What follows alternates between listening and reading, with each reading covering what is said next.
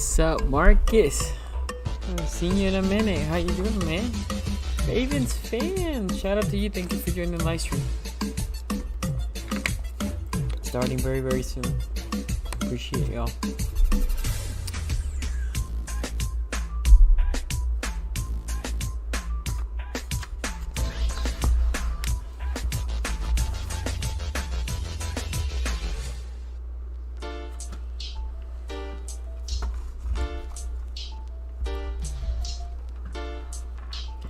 Oh man, Marcus, sorry to hear that, brother.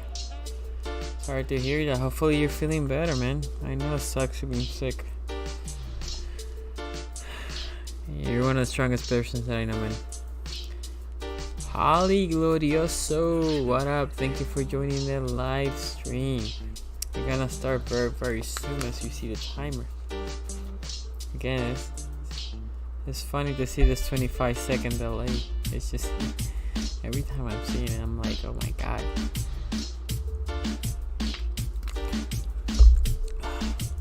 Oh man, I forgot my hat. Yeah, whatever. It's pricey here today. Let me throw this in Instagram real quick here.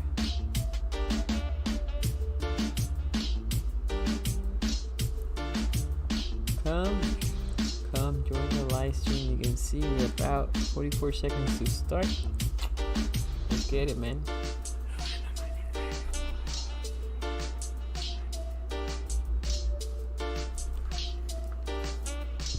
Yo, Marcus, yeah, I'm sure it is, brother. I have family that has gone through that, and they say it's no joke, so I can't. Sucks, brother. Hold on there. Keep it going. I believe in you. It's no easy thing, but you get through it, brother. You get through it. Thomas Morgan, what up, man? Thank you for joining us in the live stream. Oh, Holly, you came to the right place. Right place indeed. Appreciate you.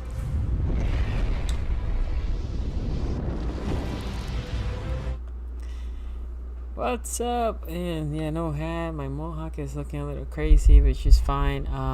By the way, I invite all of you to call the channel later today if you want to. You know the number is 443-292-2337. 443-292-2337.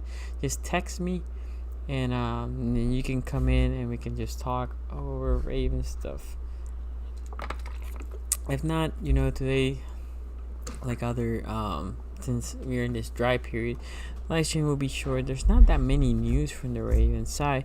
I owe you a couple of videos, my guys. I owe you, and ladies, I owe you the video of worst plays in Ravens history. That's coming. I just been busy with other stuff. Work has picked up. In the 53-man roster, that is coming in. But what I thought about doing was a series of depth chart, right? So we're gonna see in the depth chart, you know, based on positions, who's out there, who do I expect to have a good year, who am I expecting to get cut, and all that good stuff. Okay, let me see here. Jay Will, what up, man? Thank you for joining the live stream. Harry Holland, what up, brother? Thank you for joining the live stream. Haven't seen you in a while. What's up? Hey, man, it's you know, I've been doing the live streams every Tuesday. There was a Tuesday that I wasn't feeling good, so I didn't do that live stream. But for the most part, I do the live streams, and I know it's this time of year. It's a little crazy. It's a little dry, but hey, I will say next Monday, we're having an episode on the AFC North talk. So me, Quincy, Ace Boogie, and Tony. That's next Monday. So be sure to check that out. If you haven't, go check the AFC North talk. That channel, like this one, obviously will pick up more and more as football season starts. But anyway, we have some things to discuss. Again, if you want to call, you can call later. Jose Garcia, what up, man? Thank you for joining the live stream. Let me see. It seems like they sign him every year. No, I don't think he is. Let me double check in this. Nope, he's not in the he's not in the depth chart. There was something else that I was gonna say. No, that was for Thomas. Damn it. What was it? Anyway, if we have time, we'll talk about the Cam Newton situation to New England. But let's start with the wide receiving core. Look, oh wait, my dad's a Steelers fan, LOL, and he lives in Pittsburgh, but I'm a Ravens fan. Hey, Holly, yo, my dad's a Steelers fan. My dad is a Steelers fan, so it is what it is. I would say my dad now, he cheers for the Ravens when they don't play the Steelers. I take it. Baltimore Boy 410, what up, man? Thank you for joining the live stream. Anyway, so this depth chart is from ESPN, but it's updated, so that's what I was looking for. My receivers. So I'm gonna just read it first, and then we'll go one by one, okay? And you guys can obviously put all your opinions, every take you guys have, everything, okay? So Marquise Brown, right? Hollywood. Devin Duvernay, DeAnthony Thomas, Michael Darius, hopefully I didn't botch his last name, Willie Snead, Chris Moore, Jaleel Scott, Jalen Moore, Boykins, James Prochet, Anthony Wesley. Okay.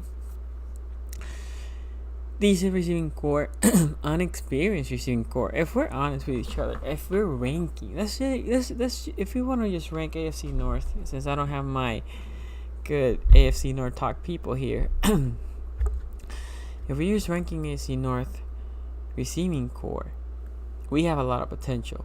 But actual production, we have Hollywood, good production last year as a rookie, and then it goes tables down because Willie Snead is the chain mover, but after that it's really nothing. You had nothing.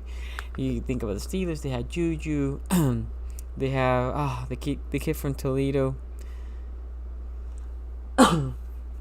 Whatever the name is, the kid from Toledo, I'm blanking his name, right? They had James Washington potential really hasn't shown it much, but the kid from Toledo, I'm blanking his name, has showed potential. And then Bengals really had talent and production. Boyd, AJ Green. Now they had the potential with Higgins, although a rookie, and Ross, when healthy, can give you something. And the Clowns obviously had the biggest receiving core, right? We talking about, they have OBJ, Taylor, the other dude. Oh man, I'm blanking on the other dude's name. Anyway, at least OBJ and Taylor and Juice, the biggest two. So if we rank the receiving core now with potential just based on production in the NFL, we're last in the AFC North, right? Now that is just as of 2019. If we think about what's gonna happen, I think the Ravens not number one. They're definitely number one. I think that the Browns still should be number one. I think we had the potential to be better than the Bengals and better than the Steelers, right? So 2 or 3. Now, I don't think we're gonna be fourth, but 2 or 3. Okay. So now that they say that in general,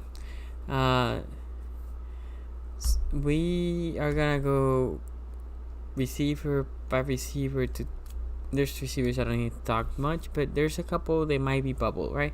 Before that, Holly says, I think Hollywood Brown will have a breakout year. He got injured towards the end, so we're praying he will stay healthy. I agree. I mean, he started the year injury. Yeah, I mean, that's a good point. Okay, so Hollywood Brown, we don't have to discuss that. He's our number one receiver. First round pick last year. No questions asked. Okay, Devin Duvernay. Devin Duvernay is a very interesting one. And for those of you that watch my stream, day 2 of the draft, I was calling Devin Duvernay like 20 picks before. We had to pick this guy. I love Devin Duvernay. My hope, and he has some characteristics like him, he can become a new Steve Smith. That is what I want for him. Not for sure. You will be out of your mind if he thinks as a rookie he can be that. He ain't gonna be that as a rookie. But with time, if he can be Steve Smith, that would be spectacular. But now, he ain't gonna start. I can tell you right now who I think is gonna start: Boykin, Hollywood, and Snead. Now, That's gonna be the case, and Harbaugh loves to especially give the starting job to veterans. Meaning, Mandrew started 4 games last year, and you're like, What? He was the best tight end on the team. Yes, Boyle started the most of those games. Even Hayden Hurst started over Mandrew some of those games. Harbaugh likes it, but that doesn't mean anything. So Willie Snead will start. So Devin Duvernay, I expect him to make an impact in this team. 500 to 600 yards roughly. I think they're gonna use him in slot a lot, but also on the outside when Marquise goes to the slot. Lamar loves to work down middle of the field. I can see some posts from Duvernay, but not only that, I can see him going on the slot and do a out route for a deep pass on the outside corner. He's speedy. Think about this. Again, I saw Hollywood not only going the outside, but I thought that they love using Hollywood on draggers in the middle. So think about Hollywood going on the outside and then Duvernay on the inside, right? And both of them had clean release, assuming that there's no man.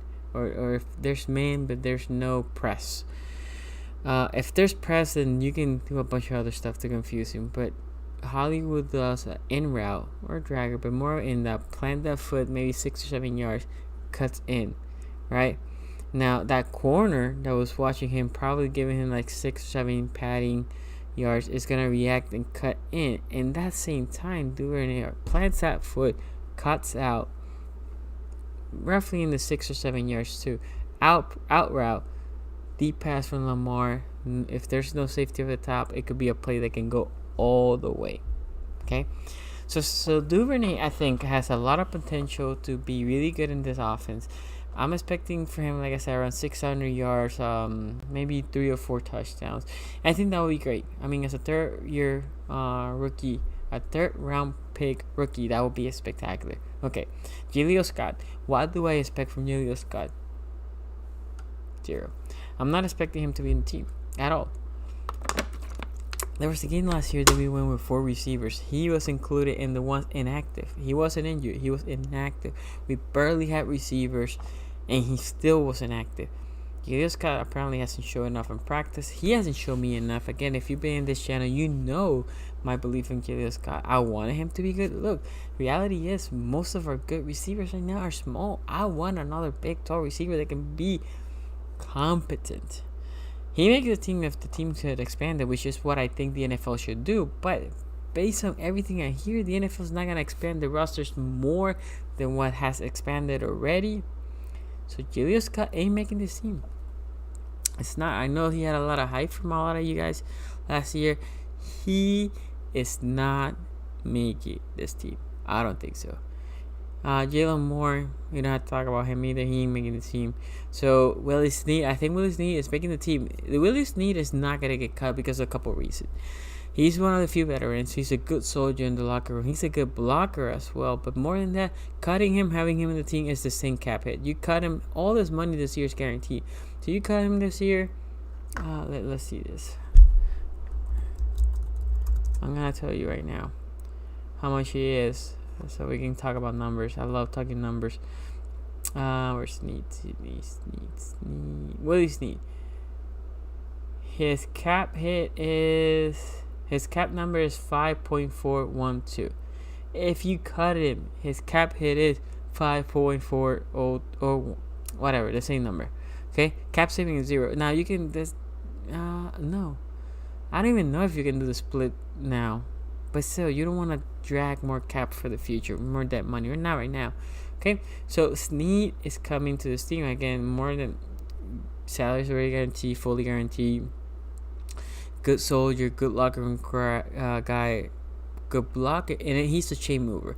He is Mandrews and the receiver side, not as big, not as tall, but he can fight the soft spot in the zone. And they play zone a lot against us, right? Because they're trying to contain Lamar. He knows how to find the soft spot in the zone. So is Mandrews. And Willie Snead, once he makes the catch, he fights for every yard. Okay? Chris Moore. Chris Moore is a guy that he ain't going to get cut. because of special team. They just signed him just because of special team. Now, what I expect for receiving wise for Chris Moore?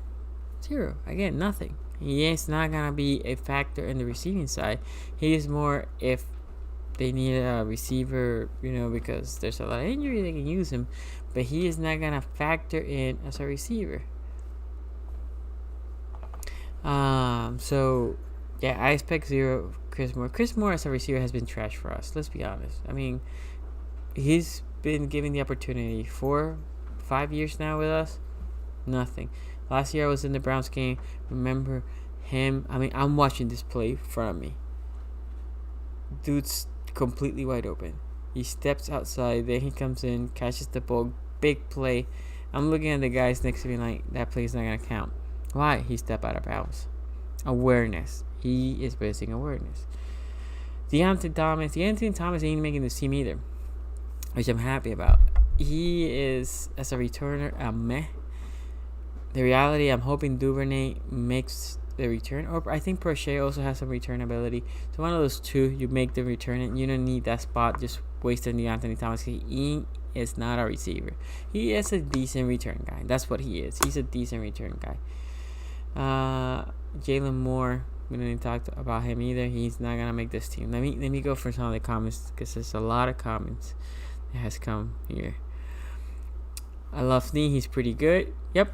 I think Snead is good, but I don't think he's coming back next year. Unless he's cheap. I don't think, because the thing is, Snead is good in the slot.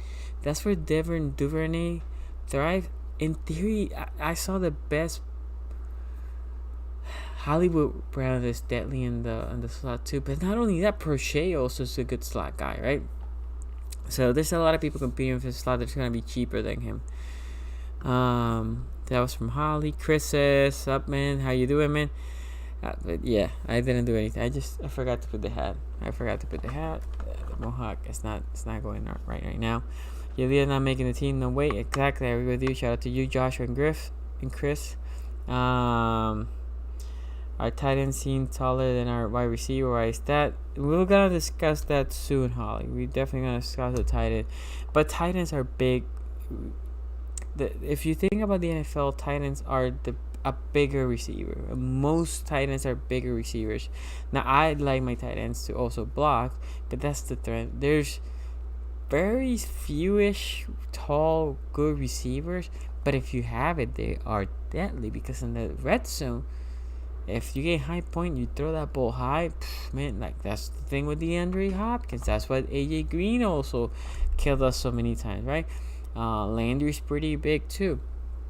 So having a tall receiver is really good. It's important for for everything. So sorry. I think we just gave him a little extension. If you're talking about Chris, yeah, I think we're gonna keep him. Don Dímelo, what up, man? Thank you for joining the live stream. Chris Moore was getting snaps in the beginning of the year, but he had a bad horrible play in the side. Yeah, I remember that play. Again, I think Chris Moore has exhausted his opportunity, but Harvard lost him as a special team, and I can't really disagree. A special team, he's really, really good. He is really good. So I'll take him as a special team. Marcus, what up, man? Thank you for joining the live stream. I agree with you. So for Thomas says, I agree with you. Scott, I feel like last year was his time to shine. Now he's just a camp body. Yes. Thank you, Chris. So over here, Miles Boykin. Now this is a guy that I'm expecting a jump. Okay. Miles Boykins is a guy that flashed a lot last year. He has his good plays. The problem with Miles is something that I have said here before. Look, Miles Boykin ran a 4.4 something, I think, in the combine of his combine 2 years ago. And everybody's like, oh my God, this guy. And when we drafted him, and I remember you guys were I was excited, cautiously optimistic. When I saw the tape from college, and then when I saw the tape for this year, the thing with Boykins is Boykins is fast as a straight line. So a straight line dude is fast, right? The difference between him and Hollywood is not only Hollywood's a little bit fast, Hollywood is fluid running a route. So Hollywood is super fast straight, but Hollywood is also fast if I had to double move you, if I had to plant my feet and cut in, if I had to plant my feet and cut out, if I had to do a stutter route, if I had to do a stop and go, because it's natural for him. The route just come. Miles has to think. So obviously I'm not in the mind of Miles Boykins, but I can only imagine if he has a post that he's thinking, okay, 7 yards deep, I have to plant that feet and go. So now he's thinking as he's running, because he doesn't want to mess up, because he doesn't want to mess up the timing. So it makes him slower than what he really is. So hopefully, and he said that he has practice in routes. And in another thing, I think he ran 2 routes, I think, at most. So hopefully, practicing all those routes, the route 3 will come more fluid to him, and this will allow him to be better. He is the receiver that I want the most to make the jump. He is a big receiver. In a fade route, it would be spectacular to have it in a jump ball, because he can jump. He would be great if he also can display that speed as a tall receiver. That would be spectacular. Now you have Hollywood's a fast guy, not the tall guy, but really spectacular route runner. Boykins on the other side, fast and good enough route runner.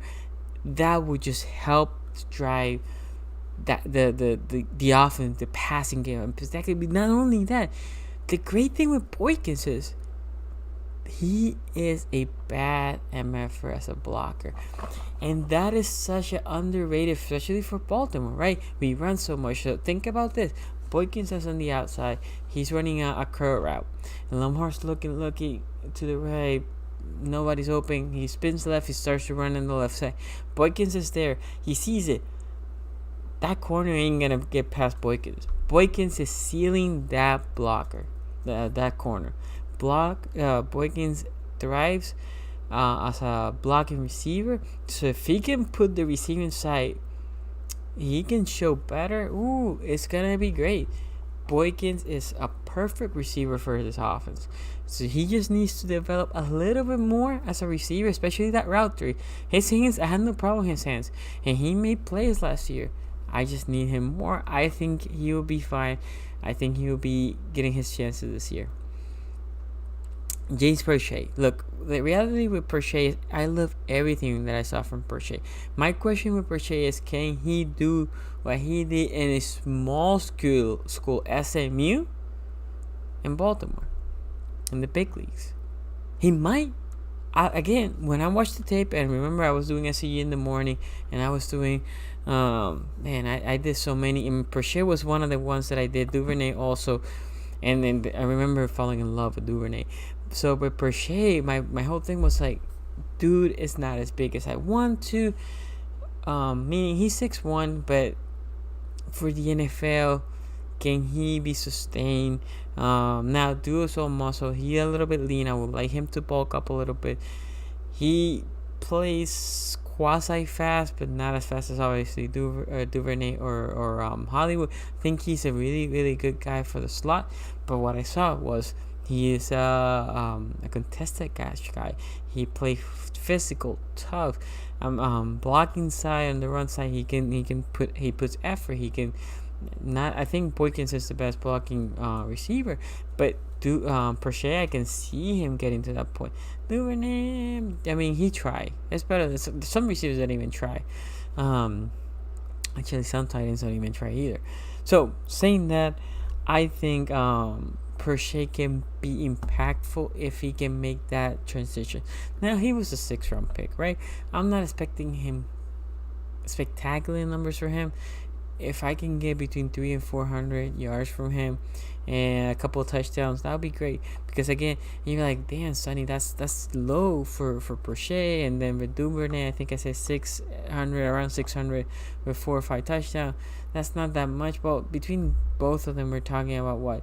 Almost 800 to 1,000 yards, and 7-8 touchdowns. It's not bad, because what I'm expecting is Miles Boykins this year to have an impactful year, maybe between 700 to 800 yards, 4 or 5 touchdowns, and then we have Willie Snead, which I don't think he will have around 500 yardage.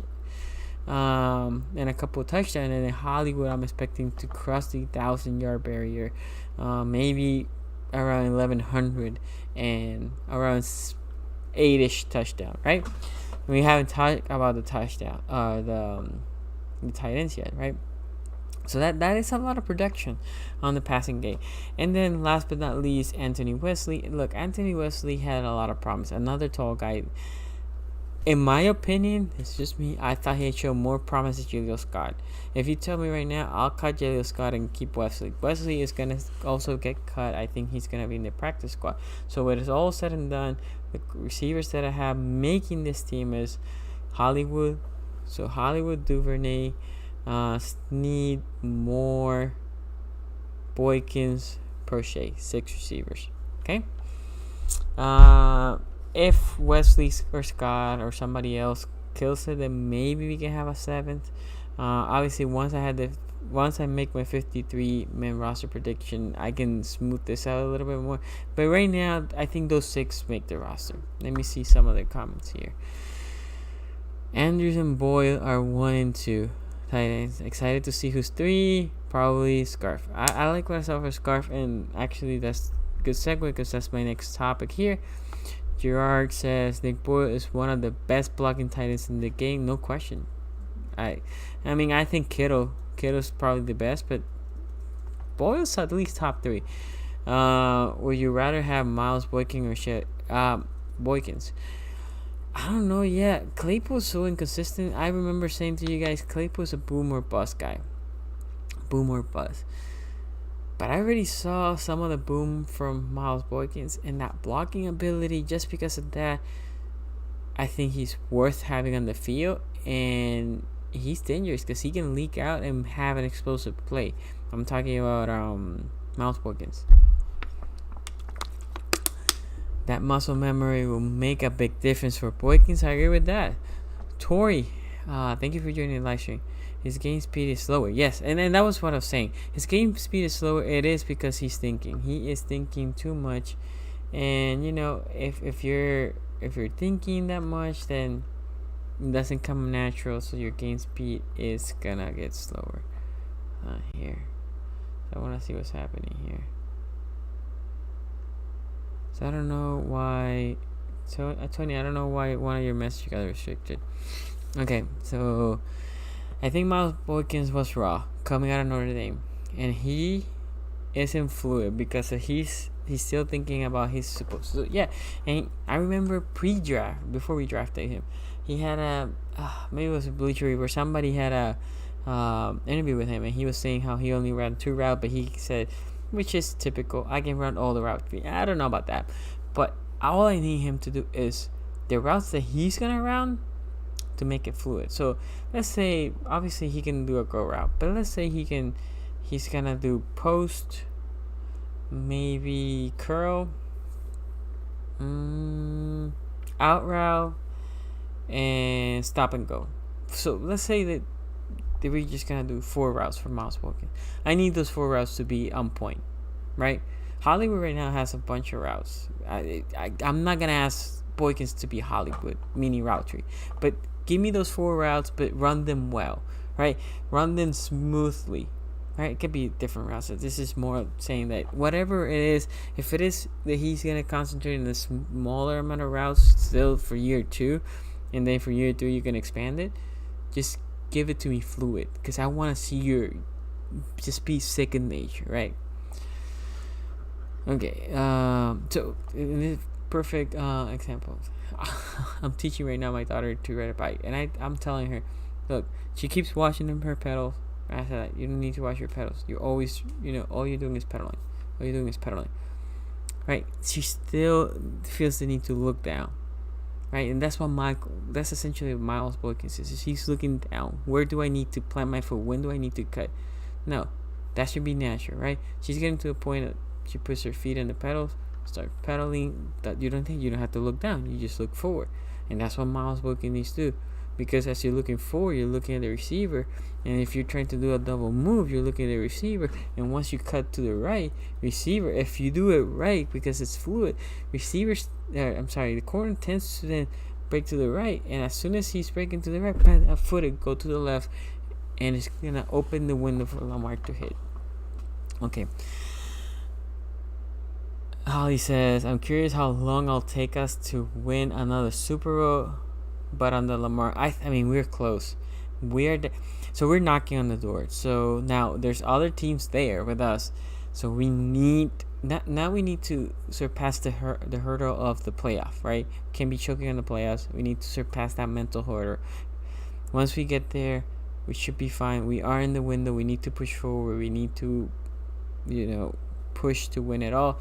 I think we need to do it in the next 2 to 3 years. That's my opinion. I mean, obviously from this year to the next 2 to 3 years, it's your best opportunity in my opinion.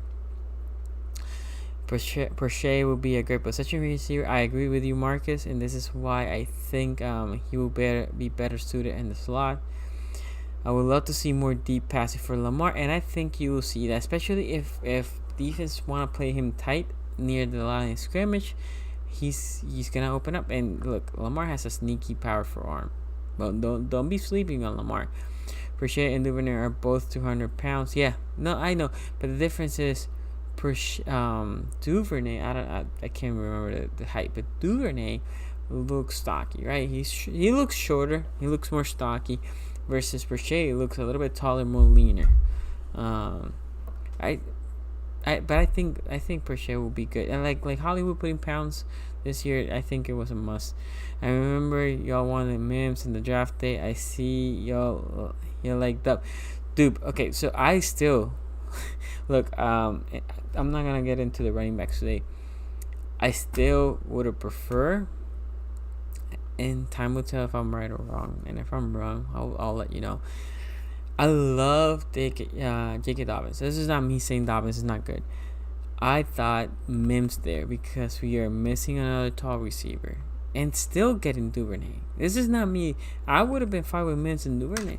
I was super into Duvernay. If you go watch my previous mock draft, I was targeting Duvernay. I love Duvernay.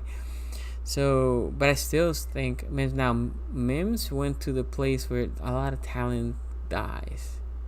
What is called the New York Jets. See, talented people go to New York. A la CJ Mosley. Guy was a perennial Pro Bowl every year with us. Played great. Goes there, gets injured. People really don't care to hear about that. It's like something in that environment sucks your talent and just, if you like Harry Potter, New York Jets is equivalent to a Dementor. It will suck your talent out, banish it.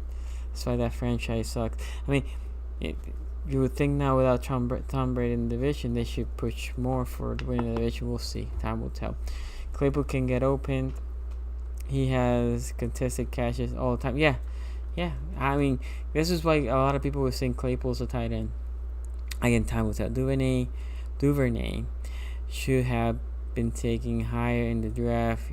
Yeah, I think Duvernay was a sleeper pick. Mock drafts have him in the 4th and the 5th.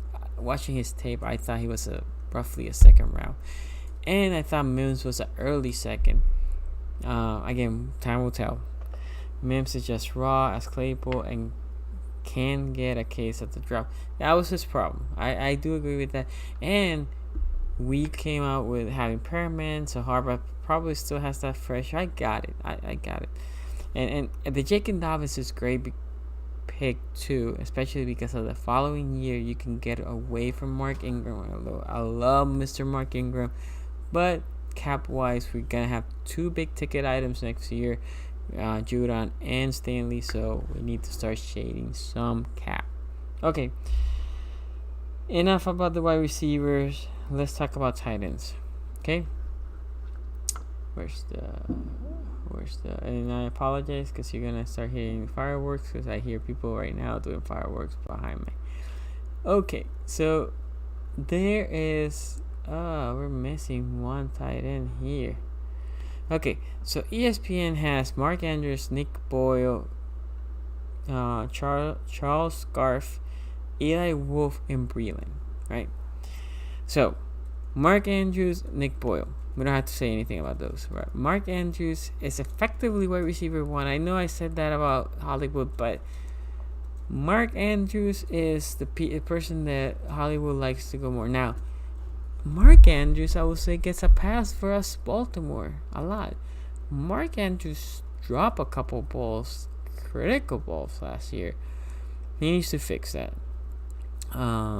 Because I need him to be short-handed. I need him to be securing that ball, no drops, no balls in the air for picks, okay?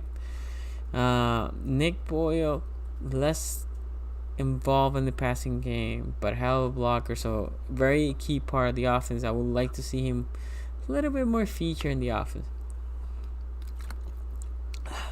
Charles Scarf. Okay, Charles Scarf had his moments in the preseason. I actually like the kid. I was like, this guy has potential. He is physical. I remember seeing him also in training camp last year. I was able to go to training camp, and it was good. I saw him like, if we needed a tight end, this dude could be it. All right, so I was pleasantly surprised with Scarf. So I think his potential to be a number 3. I don't think Eli Wolf makes this team unless he kills preseason. Watching his tape, pedestrian. Nothing exciting about him. Breland, on the other hand, the kid from Oregon, I don't know why he's not in the depth chart. Dynamic in the passing game. Now he's coming off an injury, so I can see them this year putting Charles Scarf as tight end 3, putting Breland and the pup/IR for next year. Unless he's completely healthy and he kills it. Now, Breland is a guy that looks more like a big receiver than a tight end. He needs to bulk up. He needs to be better in the blocking game. But in the passing game, he's really good. He is really good. He has the potential. I would like to keep him just as a weapon, right? Scarf looks the part. He looks like a tight end. I remember I actually stood like next to him. Dude is big. And he's tough. He is tough. Wasn't he from Delaware too? Wasn't he? Yep. So he's from Delaware, like Boyle, right? If I'm not mistaken, Boyle was from Delaware as well. So it'd be funny if we had two of the 3 tight ends from Delaware, a la Joe Flacco. Anyway, tight end, the competition, like somebody said earlier, it is for tight end 3. Tight end 3 is going to be the main competition, and I think it's going to be between Scarf and Breland. Scarf and Breland will be the two. They're going to compete for that tight end 3, okay? Let me see here. Lamar must learn to remain composed when playing from behind. He's so relaxed when leading. I agree with you, Tori. And that's something I learned. I want this year to have more tough games during the season. More, we're falling behind. Let's work on it, okay? Because I think what needs to happen is he needs to slow down. I think he gets too hyped up. He's still very young. He'll be able to learn. Andrew had a rough game in Seattle. Yes, he did. I mean, and in the playoff, if I'm not mistaken, he did have a rough game. And he just have sometimes unopportunistic drops. Breland is a big wide receiver. He can catch. Was a beast in Oregon, but broke his leg in like week 6. But he does need to work on his blocking. Yes, and this is why this is from Gerard, and this is why I think Breland is a great candidate for IR. Put some LBs during the season, practice blocking, because if he can not be Nick Boyle, a marginal blocker with that potential ability in the open field, he's good. That would be great. The undrafted free agent for Oregon is really interesting. Yeah, that's Breland. Thomas, that's Breland. I went to the 49ers game. Only lasted to the second quarter. It was pouring down rain. Great outcome though for the Ravens. I agree, Holly. I was actually live streaming that game in a bar near the stadium. It was fun, and shout out to everybody that came and watched it there for a little bit with me. That it was awesome. We think alike. You just said what I wrote about. Yeah, man. Charles Scarf will be a breakout player. I think Scarf has a great potential. I think if you say, Sonny, put money right now, who do you think? I think Scarf is 3, Breland, Pup. I think they will put him the Pup. Kind of surprising they pick up more players from Delaware than Maryland. Interesting. Yeah. Charles Scarf is the reason the Ravens felt comfortable letting Hurst walk. Look, I'm still hurting on that because I think Hurst is going to have a great year. But anyway, I don't want to talk about a player that is not here no more. Okay, hold on. Here's the number. I know somebody already texted. Okay, so I have one person. Let me see. Hold on.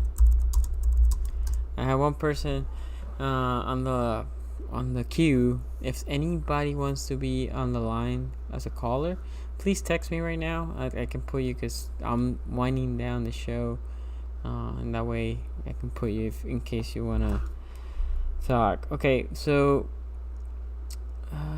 you know what? I'm gonna do running backs today as well, and then we'll keep proceeding for other positions in the next couple of weeks. Okay.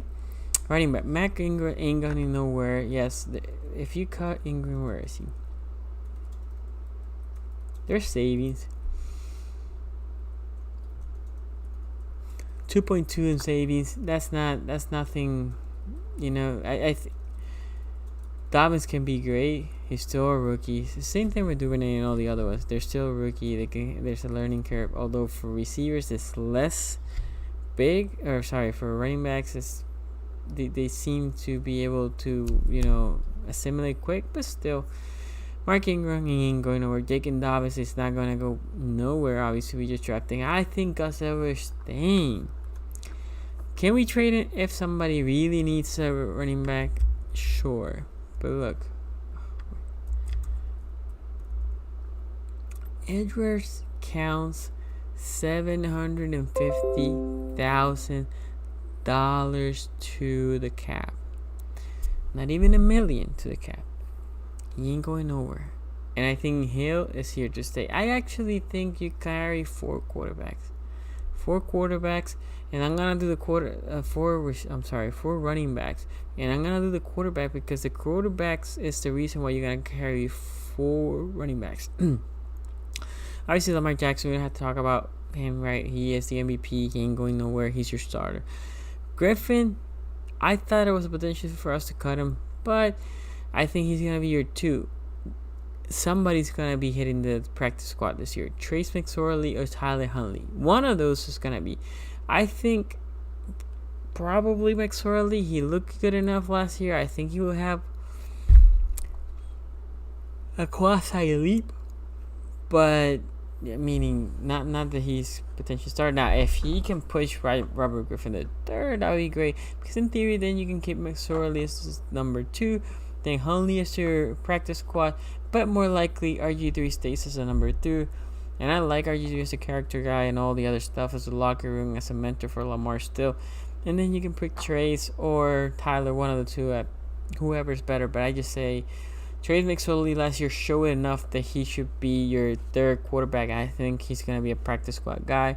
Unless he kills in the preseason, then they're going to be like, okay, we need to just carry him.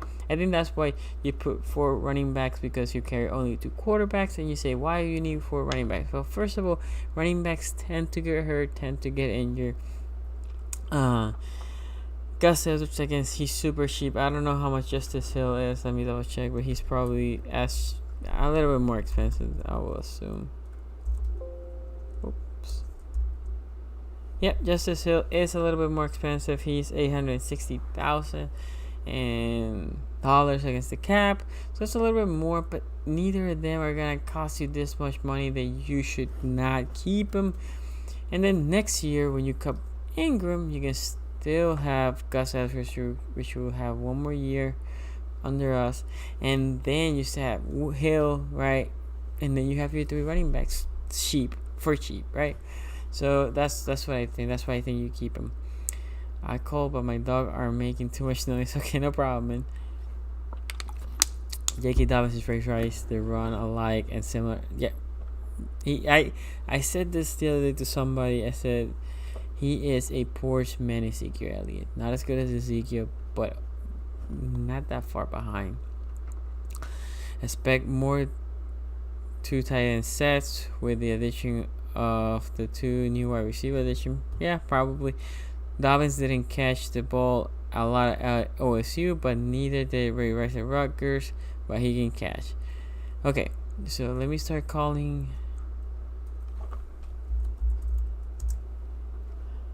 Okay, let me start calling here. I have 2 people. Like I said, I'm not gonna.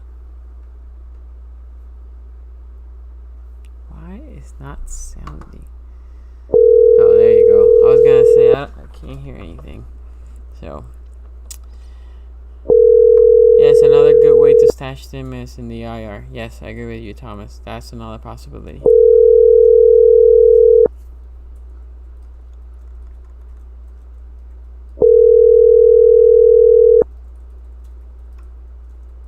Okay, this person ain't picking up. Hold on. Okay, let me call the next one. And for AJ, I'll call you back when I finish with this call, okay? Hello? Alright, what's up? Hey man, how you doing?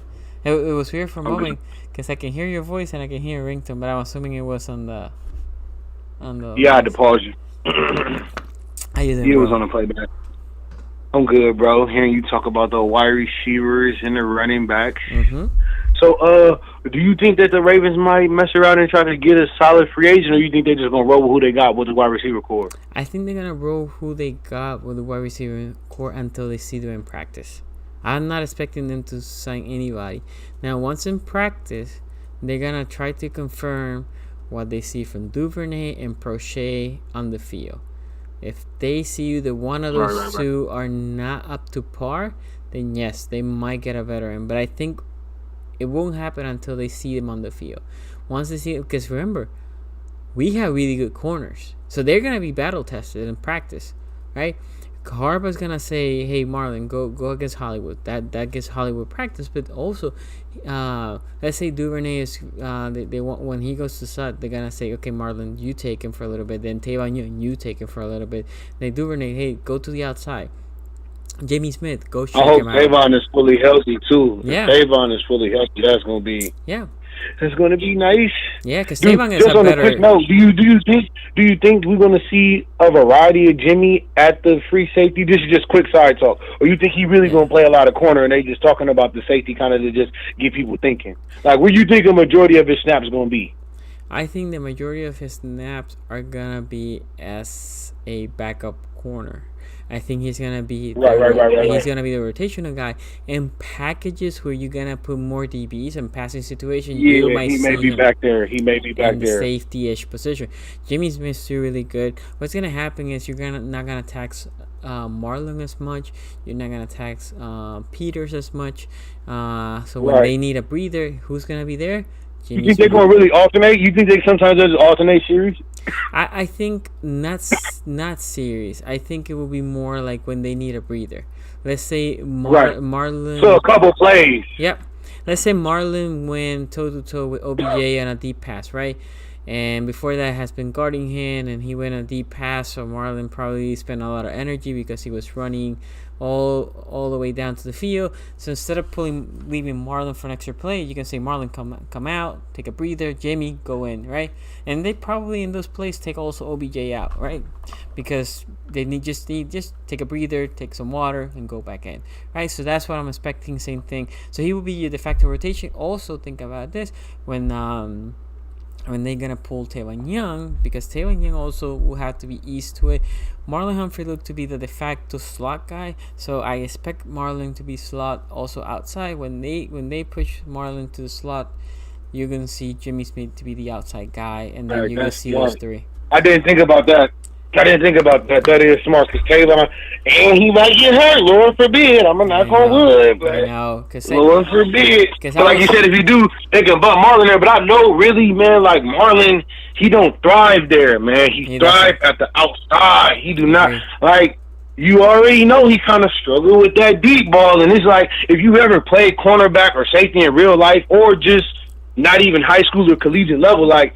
Man, being in that slot is just a different game from being on that sideline, man. And Marlon's size as well. Like, you know, a lot of them slot corners are like Tavon's size. Like, Marlon is big. Like, he may not look big from afar, but, like, Marlon and Jimmy Smith are big for corners.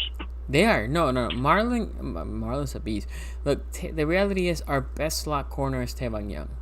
There's no question. Tavon Young, when healthy, is the best corner for the slot. It's not Marlon.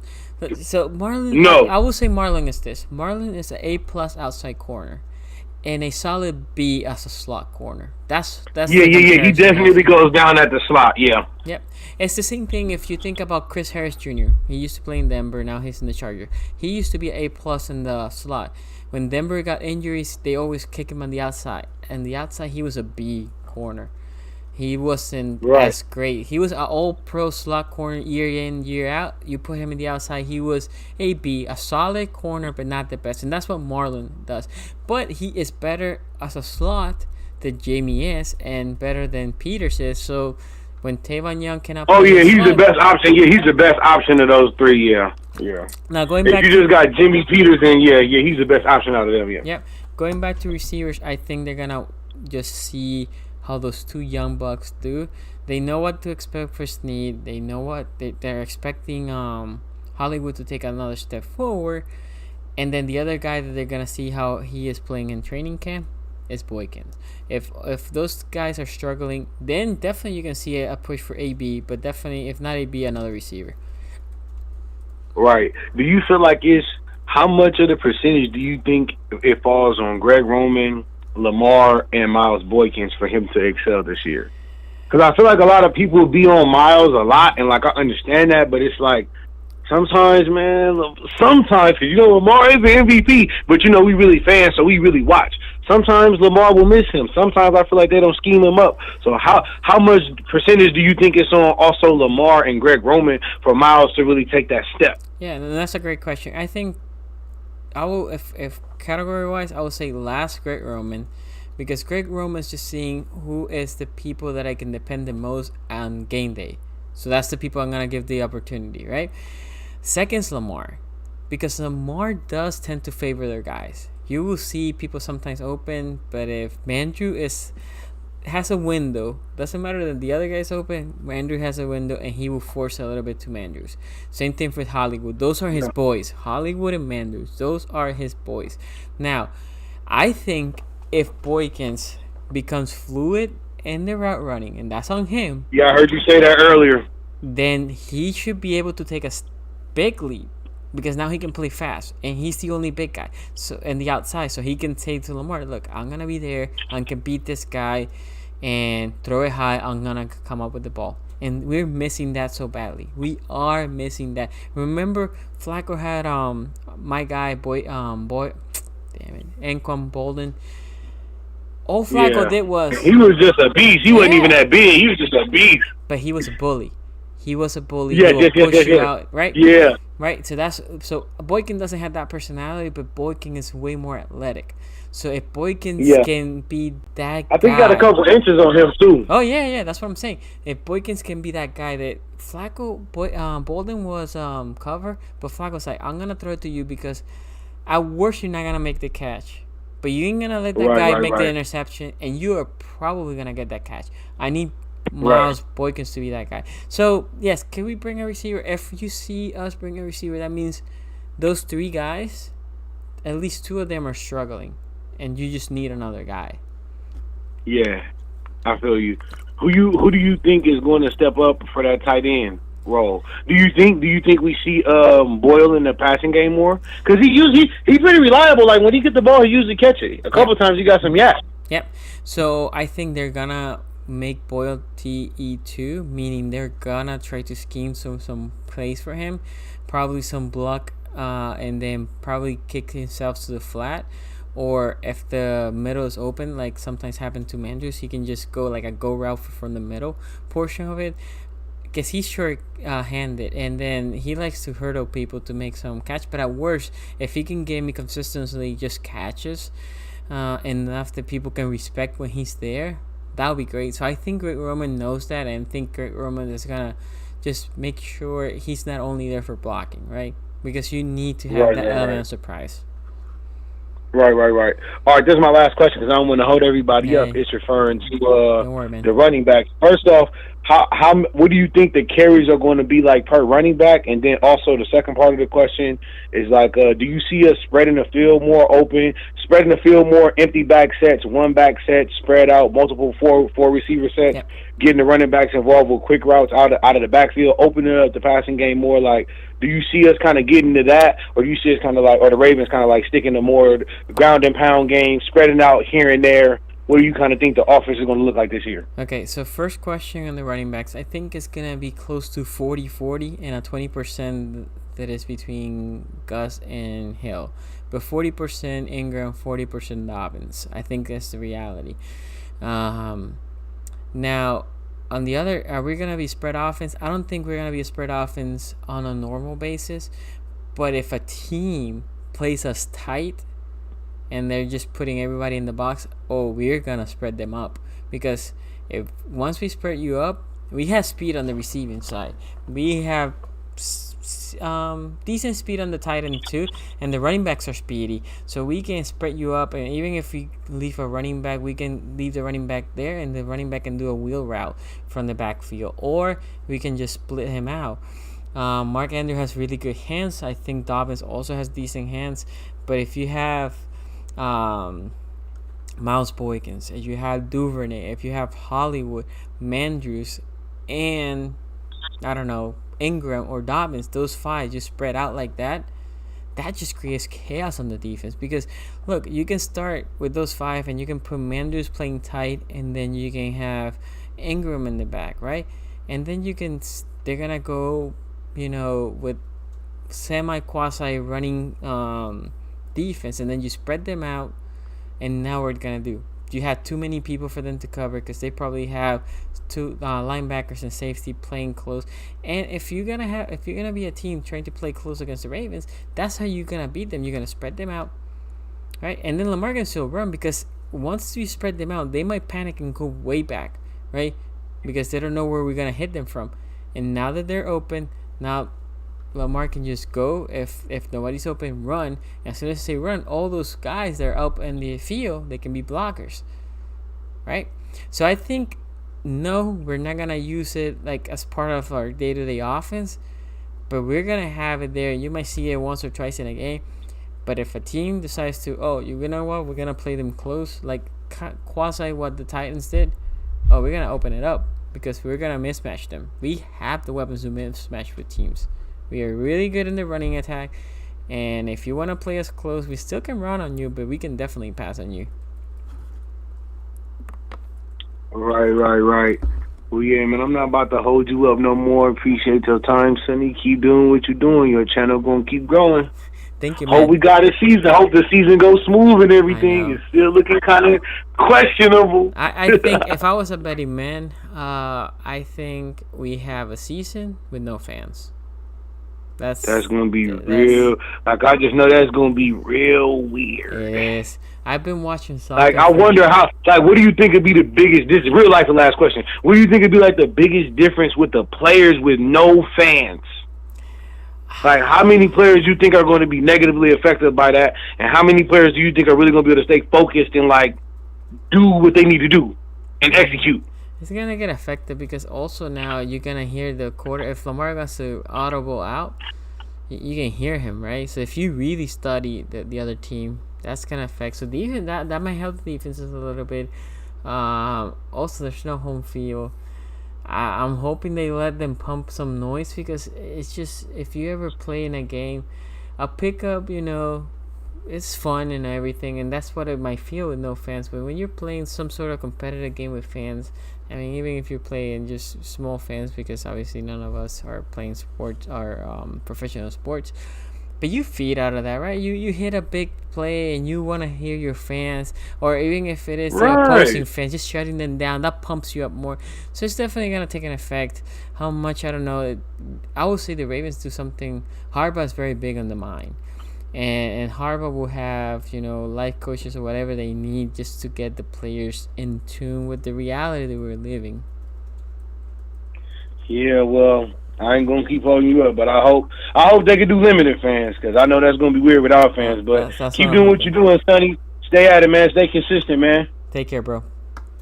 100. Okay, so now let's go to the last call. And shout out to him, Raven. They just joined the chat here. Shout out to all of you that are watching the live stream. Sonny. Hey, man, I got you this time. I got you. I don't know what happened earlier, but I got you this time. How you doing, man? Good. How you been? Man, it's been a while. I know. How you been? Good. Been extremely busy with finals for college, and then That's important. And then with quarantine. That is important. Quarantine has changed our lives, right? There's no question about that. So what's in your mind? Yep. I am excited for this team. Like, honestly, the two positions that I'm most excited for is wide receiver and secondary. Yeah, you should be excited for wide receiver. The secondary, you hope it gels more next year, because we got Peters on the middle of the year, and Earl Thomas. And Tavon Young's coming back. But yes, I was gonna say, and Earl Thomas on a defense that took him a while to feel comfortable, and Tavon Young there. So our corner back room is insane, and our safeties are really good. So that will help also the pass rusher. I mean, we got probably the best cornerback. We got probably the best cornerback group in the league with no doubt. Humphrey, Peters, Jimmy Smith, and Tavon Young. No doubt. And then we got Earl Thomas, and then Chuck Clark, who's my breakout candidate. Yep. I think Chuck Clark will have a breakout season. I wouldn't disagree with you. I think we had the best corner room in the whole league, hands down. Yeah. And then probably the best safety duo in the entire league with E.T. and Clark. That can be debatable, but it's still a strong safety duo. Yeah. Yeah, and then wide receiver. Obviously, Hollywood's going to be our top guy. He's probably going to be our deep threat. Mm-hmm. He's probably be our burner, and then Myers Boykin's going to be our big body receiver on the outside. Yep. So a big thing is we have a lot of potential in the receiving room.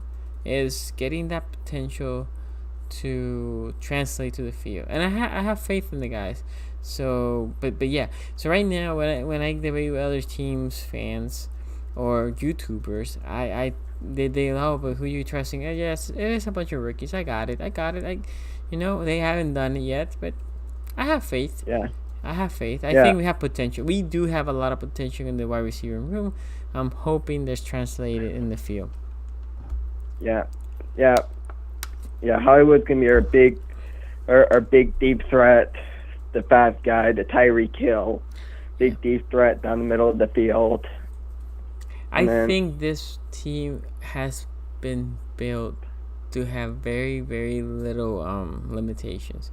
Right now, there's a guard question. I don't necessarily think it's a problem. There's some questions, not very big question, but some questions. Even though we got Queen, right guard's gonna be. Yep. Even though we got Queen, honestly, I think it's gonna be Macari if Skurrit's back. If Skurrit isn't back, then it's gonna be Ben Powers. Yeah, I think Macari's not gonna be a starter this year. That's just me. But I'm gonna be talking in the next couple of weeks. Like I said, I'm gonna go by positions. But what I was gonna say is that is a concern. Pass rushing is a quasi concern, and middle linebackers. I'm excited for a pass rush. See how I think that the corners and Brandon Williams. Yeah, I think the corners will help with the pass rushing, but the interior D line is very strong. As the outside linebackers, the question. And the middle linebacker. I'm thinking probably outside is probably going to be It's probably Bowser and Judon. Yeah, and McPhee. You get McPhee for on the side, And McPhee might be outside as well. And Fergie, but we don't have like, oh my god, this guy's a dominant force. But we are good enough with our secondary should help. Judon I think was like top 10 and most sacks. Yeah, no, Judon is good, and I'm hoping he's super motivated because he wants to get paid. And from what I think from Ferguson is he's basically our turnover guy. Yeah, but he got better as the year went. Because at the beginning, I used to say that he was a magnet. Because as soon as his ball snapped, he was just getting, attached to the lineman. But as the year went through, you can see that he was getting better. So I'm hoping. Like I said, my even more question the outside linebacker is my middle linebacker. Because his two rookies. Yeah, middle linebacker might still be Patrick Queen. Yeah. But still, he's a rookie, and middle linebacker is not an easy position. So he's a great middle linebacker, no doubt about it. But he's a rookie, and we don't know how a rookie is going to perform at middle linebacker. Yep. Right out the get go. Yep. I mean, Mosley did it just fine, and Peanut was decent last year. We got the middle linebacker is going to be an issue. Yeah, that's our biggest question. If the rookie produces, if the rookie produces, then that's not a question. Now the good thing is for him, we have the D lineman, and that is key for them. Yeah, the defensive lineman. That's going to be another. I mean, we basically robbed the Jaguars for Calais Campbell. We did. And then we got Brandon Williams, and Derek Wolfe had a big season last year, and he'll probably make a big impact. Yep, we did. We definitely robbed him. But I'm happy. I thought that was a great signing. Yeah. I got Calais Campbell, Derek Wolfe, and Brandon Williams. Yep, we have a solid D lineman, and that's gonna be part of next week's position depth chart. And Brandon Williams could be another guy on the defense that could have a breakout season. Yeah, but I think Brandon is going to go to a little bit more natural position as the nose tackle, right? Yeah, so I think he'll have a good year, definitely. And then he has two really good players next to him. Yeah, because I feel like teams are going to be mainly focused on Campbell or Wolf, since those are the big guys. And then Brandon Williams might rush up the middle and get a sack. Yeah, possible. Anything else, AJ? Well, and then I guess another thing would be our schedule. Honestly, the games on the schedule that I'm looking forward to the most is obviously the revenge game against Kansas City. Mm-hmm. And then which could honestly decide who gets the number 1 seed between us or Kansas City. It could, because there's only one bye this year. Yep, and then the Eagles could be a tough game. Definitely tough. Because Carson Wentz is a top 10 quarterback. They have a good team. They have a good team. Yeah, Carson Wentz top 10 quarterback, and Zach Ertz is top 5 tight end. And then the third game that I'm looking forward to is Dallas. I want them the week after Thanksgiving. I want us to spank them. I'm most of my family is Dallas fans, and I'm so excited for that to just smack talk them after we embarrass them. Hey, I can't wait for that one too. Yeah, Marlon Humphrey versus Amari Cooper. That's gonna be a matchup to watch. I think Humphrey shuts him down. Amari Cooper doesn't thrive, but he has been getting good corners. Yeah. I think you're gonna put. Yeah. I think you put Amari Humphrey. Cooper doesn't really strive with top 10 corners. Yeah, but I think they put Humphrey on CD and put Peters on Cooper. Yeah. That's what I think. Yeah. Put Humphrey on CD. Because Humphrey's the speedy corner to keep up with him. Mm-hmm. Yep. Yeah. Yeah, those are the 3 games I'm looking forward to the most. Kansas City, Dallas, and Philly. Okay, yeah, those are good games. I can't wait also for Thanksgiving because the Squealers. Yeah, we get to play Pittsburgh on Thanksgiving. Yep, for sure. I think the schedule is good for us. Hopefully it doesn't change anything with the league doesn't change the schedule at all. So everything looks pretty good. So I'm excited, man. Yeah, kind of wish we played Pittsburgh at home on Thanksgiving, but But then we play Dallas at home the following week, so that's fine. Yeah. I mean, if it was a home game against Pittsburgh, I would go to that. Yeah. Yeah, we'll see how much the fans can go. That's still up in the air, so we'll see. Yeah. Anything else, Mr. AJ? Nope. Hopefully I'll catch up to you soon. Hey, no problem, man. Every Tuesday here, you're always invited to call. Yep, every Tuesday. Thank you, man. Take care. See ya. Okay, as we shutting down, let me say thank you to Asmodeus for my 5 guys. Hey, man, they make good burgers. Can't complain with a 5 guys burger. Raven76B more says LJ4 is a smart. Yeah, I think LJ4 starts, and Queens is like the weak side with Harrison in this year. I think they're gonna split them until they think Queens is ready. I don't think Queens will be ready day 1 because I don't know how training camp will work this year. Nobody knows. And the last question here, or comment from Thomas Morgan, says, "Gonna be tough for the young guys to have snaps in the league." Yes, but I also think they want to keep those veterans fresh, so they're gonna be part of the rotation. Okay, my guys, thank you for joining the live stream. It was awesome. Thank you for the callers. Thank you for everybody that was here, that was involved, that was calling or putting messages. Thank you for the donations. That's always appreciated.